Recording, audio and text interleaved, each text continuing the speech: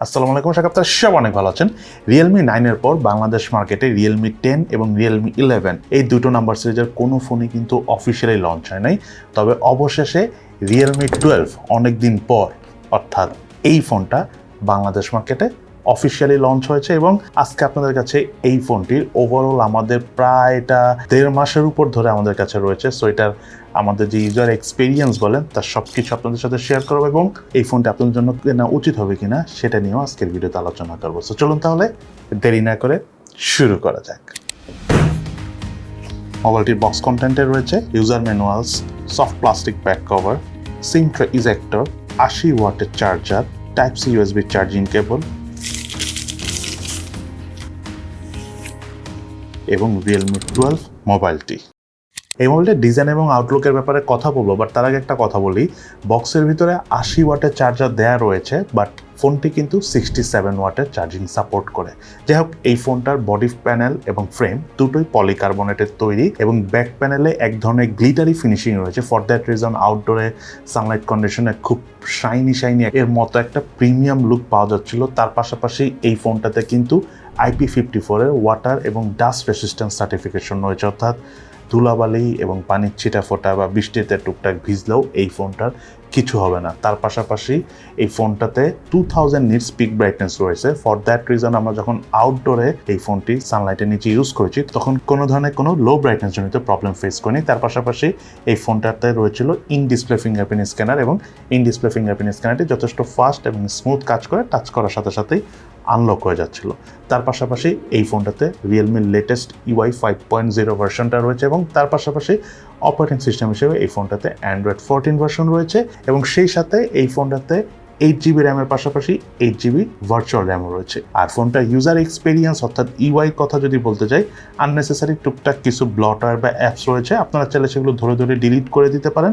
But এই অ্যাপসের কথা যদি বাদ দেয়, আমরা কমফোর্টেবলভাবে এই ফোনটা ইউজ করতে পেরেছি। UI থেকে ল্যাগ, ফ্রেম ড্রপ এই ধরনের কোনো ইস্যুস পাইনি, একদম বাটার স্মুথ পারফরমেন্স পেয়েছি এর UI থেকে। দেন এই ফোনটা যদি আমি ডাইমেনশনের কথা বলতে চাই, এই মোবাইলটার থিকনেস হলো 7.9 মিলিমিটার এবং ওয়েট হলো 187 গ্রাম এবং ফোনটার ওয়েট ডিস্ট্রিবিউশনটা চমৎকার হওয়ার কারণে সিঙ্গেল হ্যান্ডে একদম কমফোর্টেবলভাবে এই ফোনটা আমরা ইউজ করতে পেরেছি। তার পাশাপাশি ফোনটার রাইট সাইড রয়েছে হলো ভলিউম রকার এবং পাওয়ার বাটন। মোবাইলটার লেফট সাইডে কিছু নেই। মোবাইলটার উপর অংশে রয়েছে হলো স্পিকার, নয়েজ ক্যান্সেলেশন মাইক এবং হেডফোন জ্যাকের পোর্ট এবং মোবাইলটার নিচের অংশে রয়েছিল main speaker, primary mic, USB type C charging port এবং সিম কার্ড ট্রে।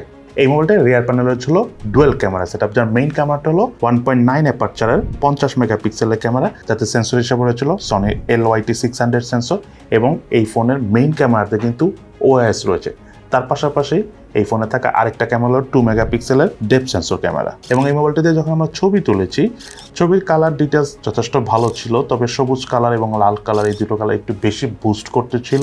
তার পাশাপাশি ছবির শার্পনেস আমার কাছে একটু বেশি মনে হচ্ছে, তবে পোর্ট্রেট মোডে ডাইনামিক রেঞ্জটা বেশ ভালোভাবে ধরে রাখতে পারছিল এবং এজ ডিরেকশনও এই বাজেট বিবেচনার ফোন হিসাবে ঠিকঠাক আছে। তার পাশাপাশি এই ফোনটা দিয়ে হাইস্ট 1080p 30fps এ ভিডিও শুট করা যায়। 4K তে ভিডিও শুট করার অপশন থাকলে ভালো হতো, বিকজ এই বাজেটের অনেক ফোনে 4K তে ভিডিও শুট করার অপশন রয়েছে। যাই হোক, 1080p 30fps এ ভিডিও শুট করে আমাদের কাছে মোটামুটি ভালো লেগেছে। তার কারণ হলো এই ফোনটাতে অপটিক্যাল ইমেজ স্টেবিলাইজেশন অর্থাৎ OIS রয়েছে দেখে। দেন এই ফোনটার ফ্রন্ট প্যানেলে রয়েছে হলো 16 মেগাপিক্সেলের সেলফি ক্যামেরা এবং ডেলাইট কন্ডিশনে আমরা এই সেলফি ক্যামেরাতে ছবি তুলেছি। ছবির পারফরমেন্স ঠিকঠাক আছে, পোর্ট্রেট মোডে আমি মনে করি ডাইনামিক রেঞ্জ ঠিকঠাক আছে, এজ ডিটেকশনও ওকে লেভেলের। তার পাশাপাশি যদি আমি ওভারঅল ছবির কালার ডিটেলস এবং অ্যাকুরেসির কথা বলতে চাই, তাহলে আমার কাছে সোশ্যাল মিডিয়া রেডি টাইপ ছবি উঠে বলেই মনে হয়েছে এই ফোনটার সেলফি ক্যামেরাতে। তার পাশাপাশি এই মোবাইলটিতে রয়েছিল ক্যামেরা টু API এর সাপোর্ট। আপনি চাইলে ইন ফিউচার এই মোবাইলটিতে ম্যানুয়াল ক্যামেরা অর্থাৎ Gcam ইউজ করতে পারবেন। দেন এই মোবাইলটিতে রয়েছিল ডুয়েল স্পিকার এবং স্পিকারের সাউন্ড পারফরমেন্স যথেষ্ট লাউড অ্যান্ড ক্লিয়ার, কোনো ধরনের কোনো ডিস্টরশনে দেখা পাইনি এই ফোনটার স্পিকার থেকে এবং মোটামুটি আমরা সাউন্ড শুনে কন্টেন্ট ওয়াচিংয়ের সময় সাউন্ড শুনে আমাদের কাছে বেশ ভালোই লেগেছে এই ফোনটার স্পিকারের পারফরমেন্স। দেন এই মোবাইলটিতে রয়েছিল 5000 mAh ব্যাটারি এবং সাথে রয়েছিল 80 ওয়াটের চার্জার। তবে আমি ভিডিও শুরুতে বলেছি যে 80 ওয়াটের চার্জার বক্সে থাকলেও এই ফোনটাতে হাইস্ট 67 ওয়াটের চার্জিং সাপোর্ট করে এবং 67 ওয়াটের চার্জার দিয়ে এই ফোনটা 50% চার্জ অ্যারাউন্ড 20 মিনিটের মধ্যেই হয়ে যায় এই ফোনটা 0 থেকে 50%। বাট বাকি 50% অর্থাৎ পুরো 100% চার্জ হতে অ্যারাউন্ড 45 মিনিটের মতো সময় লেগেছে আমাদের কাছে এই ফোনটির। তবে এই ফোনটার চার্জ ব্যাকআপ দুর্দান্ত লেভেলের। আমরা একবার চার্জ করে এই ফোনটা বেসিক ইউজ করে 2 দিনের মতো চার্জ ব্যাকআপ পেয়েছি, যেটা খুবই ইমপ্রেসিভ। তার পাশাপাশি এই ফোনটা যখন আমরা টানা ইউজ করেছি, মোবাইল ডাটা বা ওয়াইফাই দুটো মিলে একসাথে টানা গেমিং এবং মুভি ওয়াচ করেছি, তখন এই ফোনটার স্ক্রিন অন টাইম পেয়েছিল 7 ঘন্টার মতো। এই মডেলটি রয়েছিল 6.67 ইঞ্চি সাইজের 120 হার্জ রিফ্রেশ রেট দিয়ে অ্যামোলেড প্যানেলের ডিসপ্লে রেজুলেশন হলো 2400x1080 পিক্সেল এবং পিক্সেল ডেন্সিটি হলো 395 পিপিআই এবং সেই সাথে এই ফোনটার ডিসপ্লেতে 100% DCI P3 কালার গামোটের সাপোর্ট রয়েছে। ফর দ্যাট রিজন ডিসপ্লেতে আমরা কোনো কিছু মুভি বা কোনো কন্টেন্ট ওয়াচ করে বেশ ভালো লেগেছে। তার পাশাপাশি ডিসপ্লে ঠিক উপরে সেন্টারে রয়েছে 5 হোল সেলফি ক্যামেরা এবং এই ফোনটার ডিসপ্লে এবং অর্থাৎ টোটাল চিন এবং ভেজেল এরিয়ার কথা যদি বলতে চাই, সবকিছু ঠিকঠাক আছে, বাট যদি সিমেট্রিক্যাল টাইপ হতো তাহলে ভালো হতো, বাট চিনটা কিন্তু ছোটই। সেই সাথেই ফোনটাতে রয়েছিল ওয়াইড ফাইন L1 এর সাপোর্ট। এই মডেলটি রয়েছিল স্ন্যাপড্রাগনের 685 প্রসেসর, এটি একটি অক্টাকোর প্রসেসর যার ট্রানজিস্টর সাইজ হলো 6 ন্যানোমিটার এবং জিপিইউ হিসেবে মোবাইলটি রয়েছিল অ্যাড্রিনো 610। মোবাইলটির আন্তর্জাতিক স্কোর পেয়েছি আমরা 2,91,012 এবং বেঞ্চমার্ক স্কোর টেস্টের রেজাল্ট আমরা স্ক্রিনে শেয়ার করে দিয়েছি। এই ফোনটা গেমিং পারফরমেন্সের কথা বলতে গেলে ফোনটাতে আমরা পাবজি গেমসটা প্লে করেছি। এই ফোনের ইউআইটা যথেষ্ট ভালো হওয়ার কারণে এবং তার পাশাপাশি 8GB র্যাম হওয়ার কারণে আমরা পাবজি গেমসটা অনেক এক্সট্রিম ভালো গ্রাফিক্স সেটিংয়ে না খেলতে পারলেও মোটামুটি বেশ ভালো স্মুথ এবং ভালো পারফরমেন্স পেয়েছি। জাইরো ডিলের দেখা পাইনি, ল্যাগ ইস্যুসটা ওইভাবে আমরা পাইনি। তার পাশাপাশি লং টাইম গেম প্লেতেও ফোন খুব একটা হিট হয় না, আর হালকা হিট হলেও গেম প্লের সময় কোনো ধরনের কোনো ল্যাগিং ইস্যু আমরা পাইনি। তার পাশাপাশি ফোনটা দিয়ে আমরা অ্যাসফাল্ট গেমটা খেলেছি, খুবই ভালো লেগেছে। কালার ডিটেলসের একটু ঘাটতি রয়েছে, কালার ডিটেলসটা যদি আরেকটু ভালো হতো তাহলে অ্যাসফাল্ট গেমসটা খেলে আমরা আরেকটু বেশি মজা পেতাম। এই মডেলটা বাংলাদেশ মার্কেটে একটা ভেরিয়েন্ট এসেছে, সেটা হলো 8GB RAM 256GB storage variant, যার র্যামের টাইপ LPDDR4X, স্টোরেজ টাইপ হলো UFS 2.2 এবং এই ফোনটার অফিসিয়াল প্রাইস হলো বাংলাদেশ মার্কেটে 29,999 টাকা, অর্থাৎ 1 টাকা কম 30,000 টাকা। যাই হোক, এই ফোনটার ইউজেজে আমাদের কী ল্যাকিংস পেয়েছি বলে মনে হচ্ছে, তার পাশাপাশি কী ভালো দিক রয়েছে সেটা আপনাদের সাথে এখন শেয়ার করব। এই ফোনটার নাম্বার 1 যে বিষয়টা আমার ল্যাকিংস মনে হচ্ছে সেটা হলো Realme 12 অ্যাজ এ ফোন হিসাবে আমি মনে করি বাংলাদেশে আসতে একটু লেট হয়ে গেছে, আর একটু আগে আসলে ভালো হতো। যাই হোক, এটা আসলে ল্যাকিংস না, মেইন ল্যাকিংস হলো এই ফোনটাতে অবশ্যই একটা আলট্রা ওয়াইড ক্যামেরা থাকা উচিত ছিল।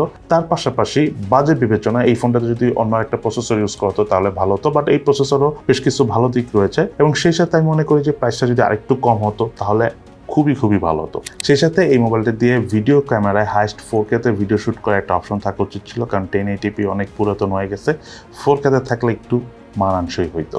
যাই হোক, এই ফোনটার বেশ কিছু ভালো দিক রয়েছে, তার মধ্যে নাম্বার 1 যেটা আমি বলবো সেটা হলো এই ফোনটার ডিসপ্লে কোয়ালিটি দুর্দান্ত লেভেলের। আমরা কন্টেন্ট ওয়াচ করেছি, খুবই ভালো লেগেছে।